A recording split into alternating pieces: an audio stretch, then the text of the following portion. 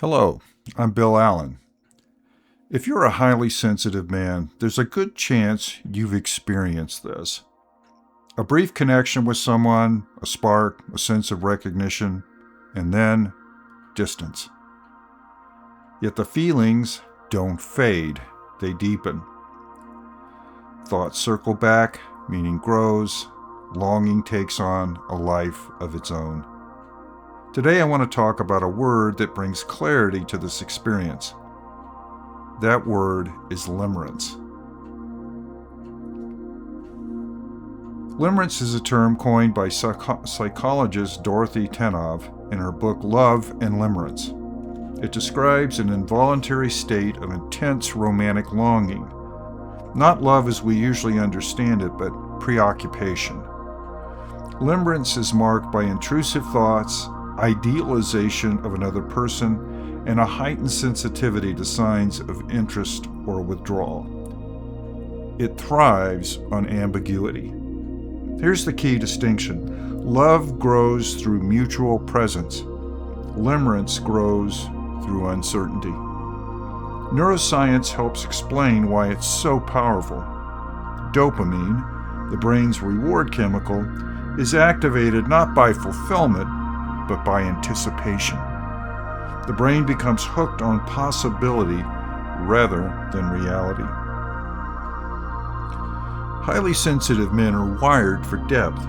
We process emotional information more thoroughly. We notice nuance. We feel quickly and often very deeply. When a connection sparks but remains incomplete, the sensitive nervous system fills in the gaps. Imagination steps in where information is missing.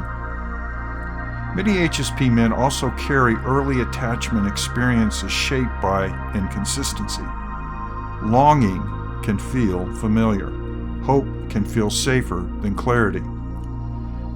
Add a rich inner life in a culture that discourages emotional expression in men, and limerence can quietly take hold. This isn't weakness, it's sensitivity without grounding. Here are a few common signs of limerence. You're more connected to the idea of the person than to real interaction. Small gestures carry outsized meaning. Waiting becomes an emotional activity. Silence triggers self-doubt or overanalysis. The emotional investment outweighs the relationship itself. Intensity replaces intimacy. Mutual attraction moves forward. Limerence stays suspended. Letting go of limerence can feel harder than ending a long relationship. Why?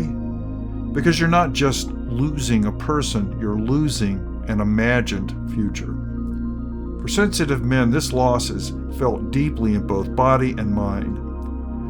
Dopamine loops collapse. Meaning feels withdrawn. There can also be shame. Why am I still thinking about this? Naming limerence removes that shame. It gives context to the pain. The first step is naming it without judgment. This is limerence. Next, separate facts from projections. What was actually said or done? What was imagined? Reduce ambiguous contact. Limerence feeds on partial access. Clarity regulates the nervous system. Ground the body, nature, movement, routine, sensory calm. Finally, redirect depth inward. Sensitive men have immense emotional capacity. When it's no longer projected outward, it becomes available for creativity, friendship, and embodied presence.